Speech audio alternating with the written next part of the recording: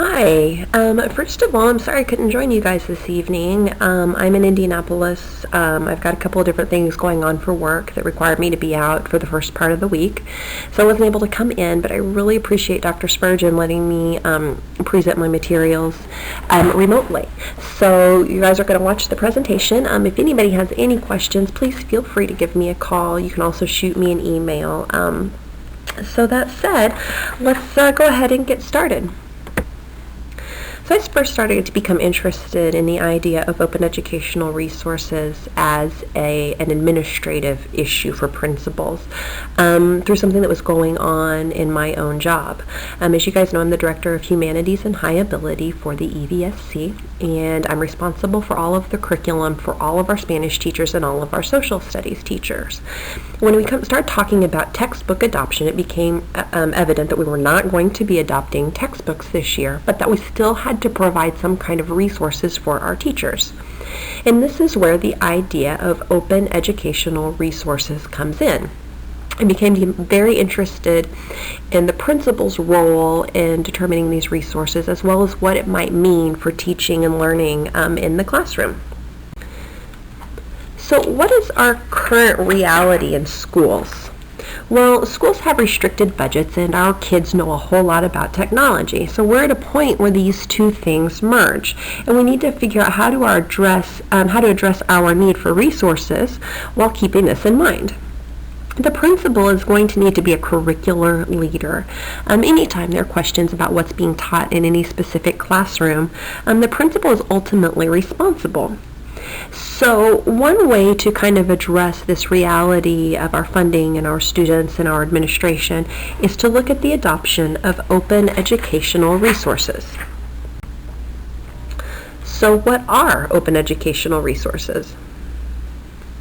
Well, OER includes a lot of things. It contains items in the public domain that can be freely used or repurposed by other people. It encompasses a variety of items like syllabi, modules, textbooks, simulations, journal articles, videos. It can be pictures, it can be games, it can be text, all sorts of things. And the use of this has grown in recent years. In fact, in 2012, 40% of all elementary and secondary teachers reported using some form of OER to supplement their traditional resources.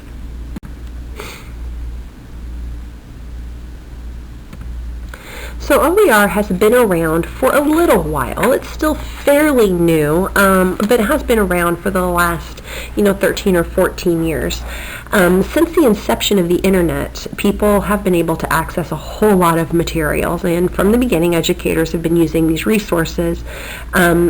And as they do, we saw the need for various organizations to kind of come up and help educators manage issues that surround the use of these materials. 2001, the Creative Commons was formed, and this helped teachers secure licenses for sources so that they could use them. In 2002, the United Nations Educational, Scientific, and Cultural Organization, known as UNESCO, became very interested in a way of using OER to promote education for poorer populations around the world. And finally, as the use of OER has picked up, various universities around the world have used it to provide free online courses for students. Universities include MIT, Rice, Johns Hopkins, Carnegie Mellon, Utah State, and Tufts. So there's some very big hitters on that list. Internationally, Canada, Iran, Portugal, Russia, Thailand, many other countries have versions of OER that people can use. So what's the benefit? Why would we want to use OER? Well, right now, the use of OER is still pretty new, so data is primarily anecdotal. And users of OER have reported that the content's more dynamic, it's easier to update their curriculum and have teachers collaborate as the information sources change. Teachers have also reported that they enjoy having more control over their content and curriculum. Educators who use OER say that they can better differentiate because they're allowed to pick and choose their content rather than moving straight through a textbook. And some textbooks also offer a very one-sided view of particularly controversial subjects. With OER, teachers can pull a variety of sources so students can see all sides of an issue. And while we like to focus on the curricular benefits, I would be remiss if I failed to mention the budgetary benefits of OER. The cost of textbooks is skyrocketing, and OER is one way that districts and universities can ensure that their content is available to all students. One of the greatest potential benefits of OER, in my opinion, is the opportunity for educators to collaborate with one another. As teachers vet and review their resources, they're going to need to work together and examine their curriculum. So rather than trusting what's in the book to pull them through the semester, teachers are going to be required to work together and really study their content and really know it in order to find the best way to present it to their students.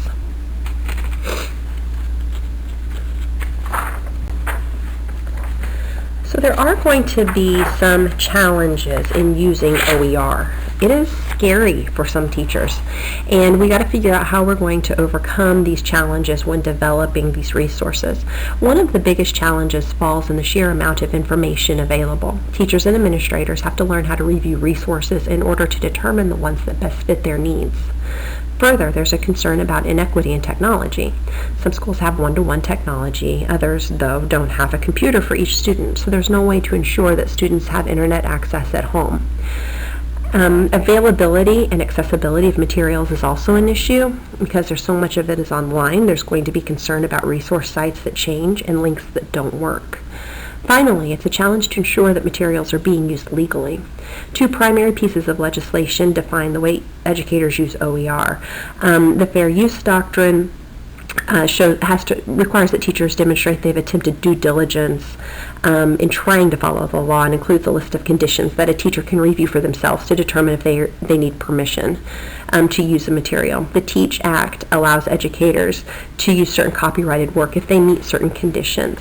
And that said, there are several schools and universities that are currently using OER on a very widespread basis.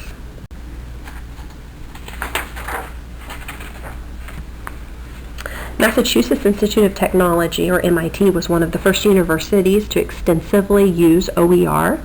In 2001, their open courseware program was announced, and the program began the following year with 50 courses.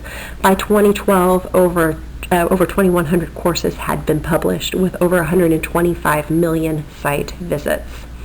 The first public school to use OER extensively for instruction was Open High School of Utah, an online charter school that opened in 2009. It later became known as Mountain Heights Academy, and at the academy, teachers build courses using OER. They also match their standards to create appropriate lessons, and they use these resources to differentiate materials for their students. Finally, we have the California's Free Digital Textbook Initiative. In 2010, the state of California was dealing with a $19 billion budget shortfall. In an attempt to decrease costs, then Governor Arnold Schwarzenegger promoted the Free Digital Textbook Initiative. And they created an organization in the state to help vet and identify electronic resources for classroom use. And they identify learning units that are state aligned. They maintain a website and a database for these resources. So OER is expanding, and there are schools that are exclusively using it. So the next question asks about the future of OER. What's going to happen next?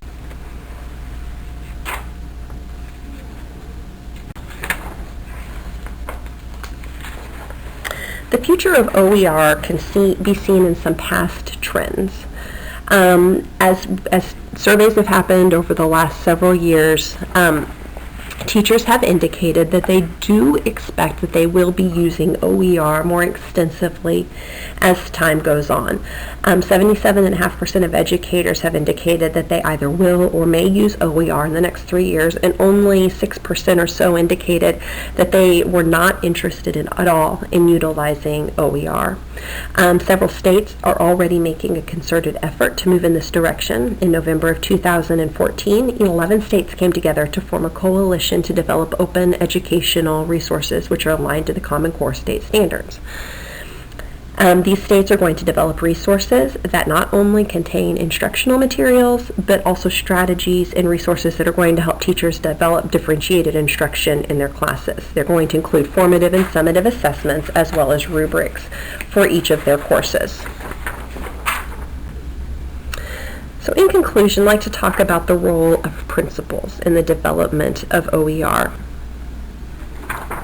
This is a quote by Scott Kinney, the Senior Vice President of Discovery. 3 years ago, a district that was going digital was a little bit out there on a limb, and now you're seeing the early majority who say, we know we have to get there, so let's talk about how we're going to get there. I would propose that principals are not only school leaders, but also coaches for the teachers with whom they work. With the expansion of OER, principals will be called to draw upon their curricular expertise to assist teachers in developing the strongest resources possible.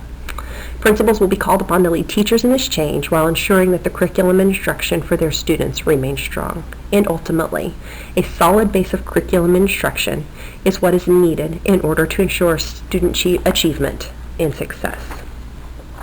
So thank you guys very much for listening. If you have any questions, please just give me a call or send me an email, and I'll look forward to hopefully seeing some of you again next semester. I hope you all have a great Christmas break. Bye-bye.